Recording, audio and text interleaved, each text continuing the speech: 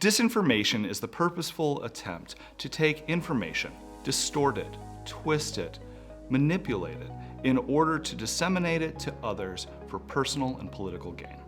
My name is Lee Bebo. I'm a professor at Arizona State University, and I research rhetoric and political culture.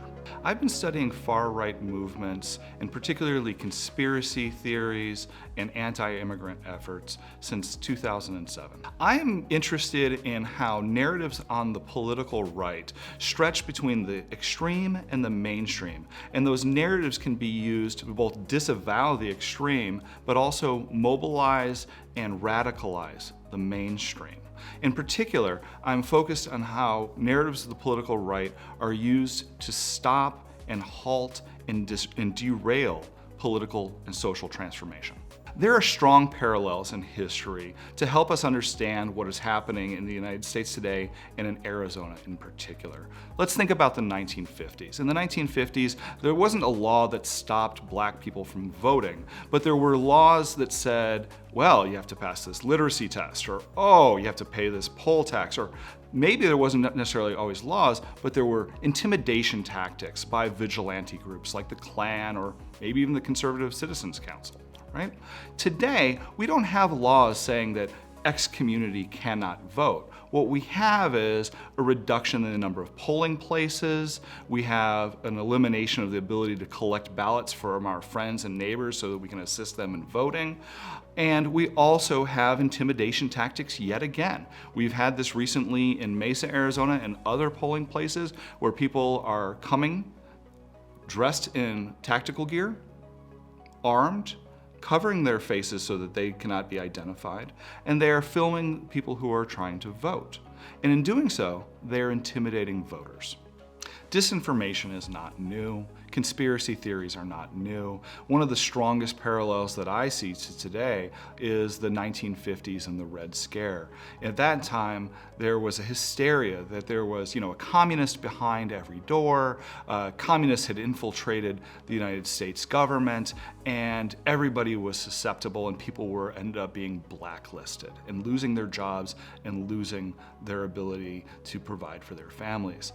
Today we're seeing these disinformation campaigns being used to mobilize and propel harassment efforts. We saw a harassment campaign against Georgia election officials, which made them scared to go home, right? And made them scared to ever work in an election again. How are our elections going to work if we don't have these volunteers doing this job? And then we also have these harassment campaigns targeting teachers, school board members, and principals. As somebody who used to be a K through 12 teacher, I know that that is a hard job, and it is probably the hardest job that I've ever had. But now we're adding these harassment campaigns onto it to drive people out of the workforce and undermine these critical institutions of our democracy: education and elections. Election workers across the United States are seeing intimidation, and that's happening here in Arizona as well. Political figures like Donald Trump and others are actively mobilizing members of the far right and using far right narratives in order to gin up voters and solidify their base so that they can gain support in electoral politics. But they're also doing it for economic gain. In fostering a narrative about a stolen election, Donald Trump and other political figures have ostensibly created an industry in which millions of dollars have been raised from their supporters and lined their own pockets. For example, in Arizona, both Kelly Ward and the Cyber Ninjas were able to monetize the narrative that the election was stolen, and were able to receive money both from taxpayers and from their supporters to support this disinformation campaign.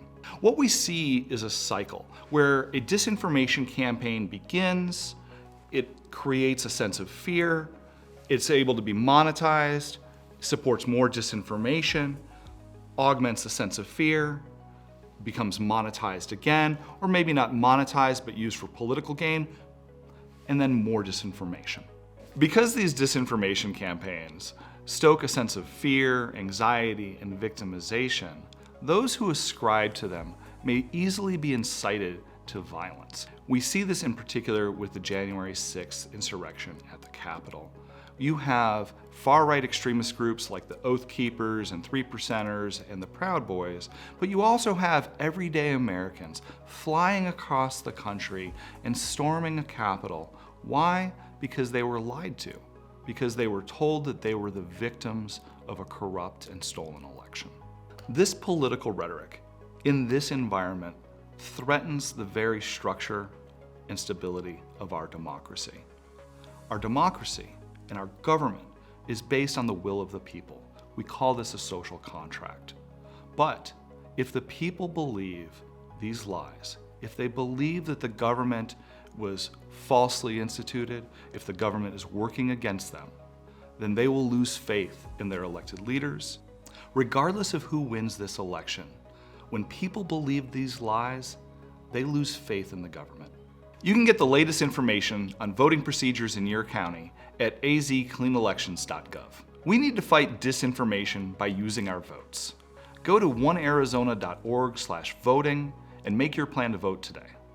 Voter intimidation is illegal. If you or someone you know is facing intimidation at the polls, call the Election Protection Hotline at 866-OUR-VOTE.